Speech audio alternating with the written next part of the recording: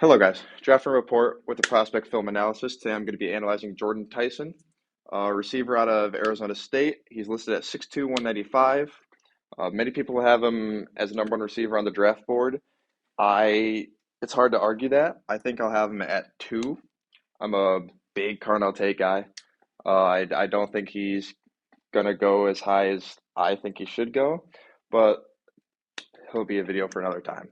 Jordyn Tyson's one of those really intriguing prospects, and it's not necessarily just because of his play. Obviously, he's very good, very intriguing on the field, but I think he's really intriguing due to the uncertainty of where he's going to go.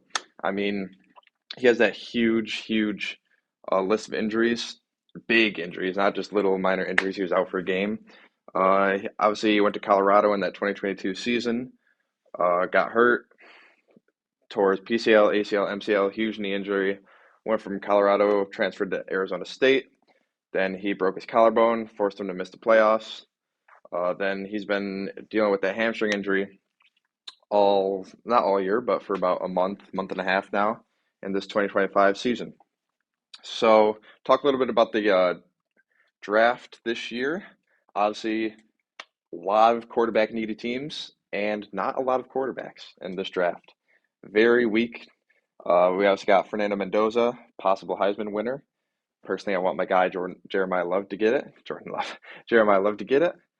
Don't think it'll happen. I think it'll be going to Fernando Mendoza, and I also think Fernando Mendoza will be the number one pick to whoever decides to trade up. I think Tennessee maybe be the number one spot. The Giants might have the number one pick. Both of them don't need a quarterback. Las Vegas, if they are a number one pick, I think it'll be Fernando Mendoza, Dante Moore if he decides to declare for the draft.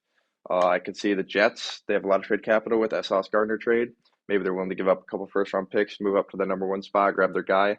The Rams, they got that Atlanta pick. Maybe they're willing to give up those 2 first rounders and, a first, a second, whatever they need to give up. Maybe for Dante Moore, uh, sit behind Stafford for another year or two, really learn from him. I think that would be beneficial because I don't know if he's 100% there yet, but he has all the intangibles you're looking for in your franchise quarterback. But the reason I'm saying this, there's going to be a lot of just best player availables in this top 10, top 15. Now, I told you all those injuries. I don't know how much teams are gonna, you know, put that into consideration.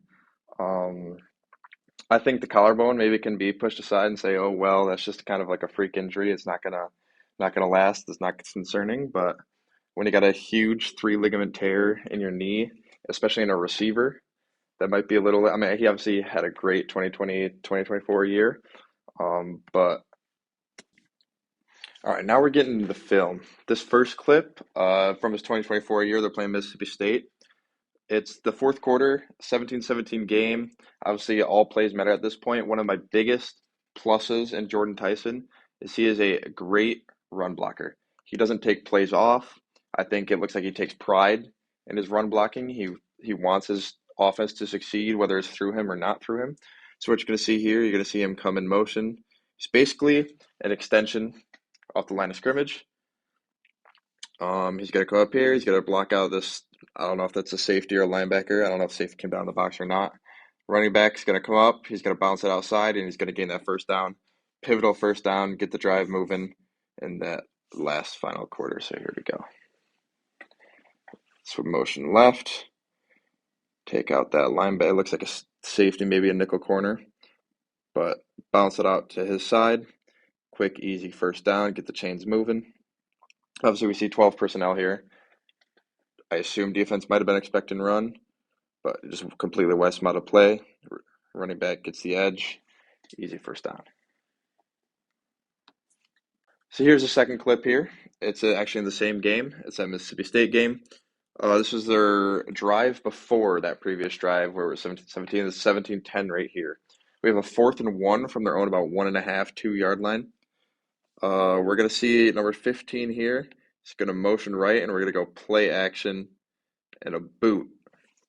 Now, obviously, there's going to be no help on Jordyn Tyson over here. He's the X. And what I like about this play is it really shows that he might be the quickest receiver in the draft in terms of getting out of his breaks. He comes up here, he sets the DB up and straight to the pylon. It's just a quick out to the front pylon, and he's basically saying, I'm getting out of my brake and getting to the pylon faster than you're getting out of your back pedal and getting to the pylon. So we'll watch the play here. Dive in, must have 4th and 1. And you can't see it from this angle, but he put his foot in the ground and absolutely dusted this. We'll watch one more time. Dusted the corner. He was completely flat-footed. He had no chance. All right, guys, here's the third clip. This clip's from last year against Kansas State. We got Jordyn Tyson right here in the slot. This is 3rd and goal. 3rd and goal from the 11. Opening drive. This is, set the tone, make a statement early kind of drive. We got Tyson will be on one-on-one coverage here. He's just going to come in. He's going to run a slot fade to that back pylon. We got this outside receiver. He's just running a little dig.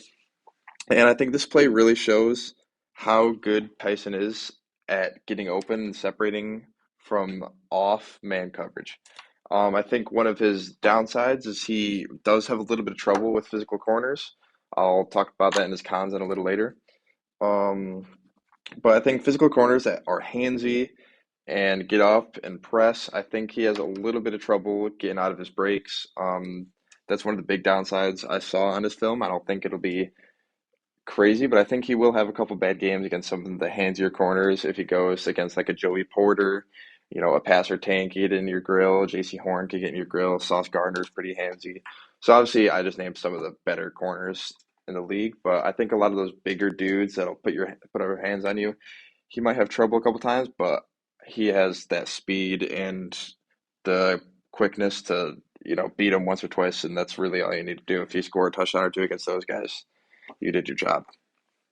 But so yeah, he's running the slot fade right here, and he just has a quick hesitation move right when he gets to about the 7-yard line, and DB has no shot. I'll play it again for you one more time. I think he had him beat to the inside or the outside. The DB had to pick or choose, and I assume, was expecting an inside slant, and that leverage didn't work out for him. All right, guys. Fourth and final clip I'm showing you guys. That K-State game's coming back up again. He's just on the outside here at the bottom of the screen. It's just a quick 10-yard hitch route. I think it's just another clip to show that he could sell anything vertical.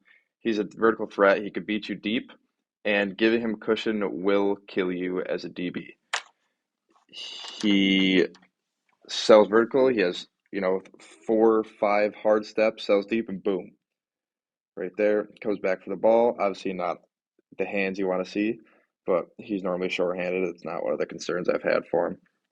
And obviously he didn't have a huge amount of yards after catch, but he's still showing he's tough to bring down after the catch. You're gonna need a convoy of defenders to come and tackle him.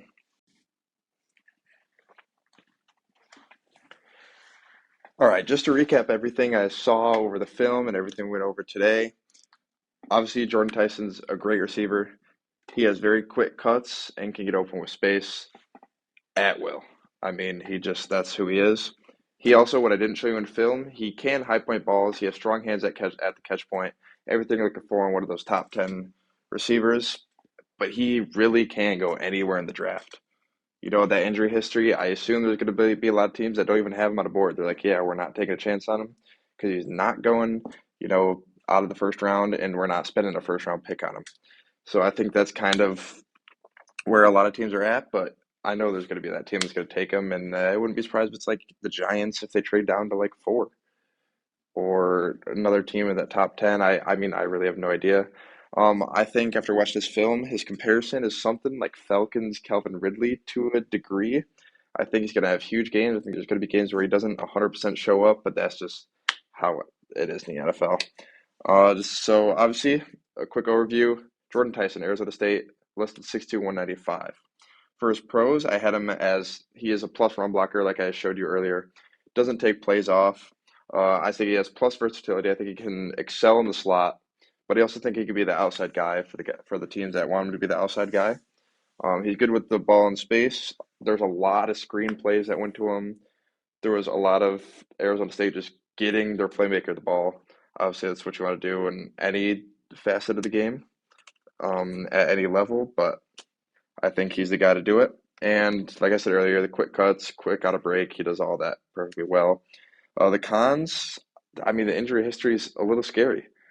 Um, who knows what's next? Knee, hamstring. Hopefully nothing's next. I mean, I hope for the guy he's as healthy as can be. Chances are he's going to be barred with injuries. That's just how it goes. Then what I talked about earlier, I do think the physical corners are going to have his number just because he doesn't use his 195. Maybe by the time he gets to the league and gets a little bigger, 205 frame how he could necessarily. I don't think he's gonna be a bust. I mean, he's obviously gonna be a great receiver. He just might have a couple down games. He might have some bad reps on tape. He might have trouble getting open at some times, but that's how it goes. All right, thank you guys for watching. Comment down below if you want anyone in particular, but I assume this isn't gonna reach a huge crowd. I love watching film, and I assume there's other people that enjoy watching film, so I might as well share what I see with you guys. And if you guys do want to see anyone else, I'll try to get someone else out, and I am trying to get as many out as I can. Um, Hopefully get one out every, 3 days or so. So hopefully by the time the draft comes around, I have a good, 50 guys that I can look back and see how I did on. So thank you guys for watching, and see you guys next time.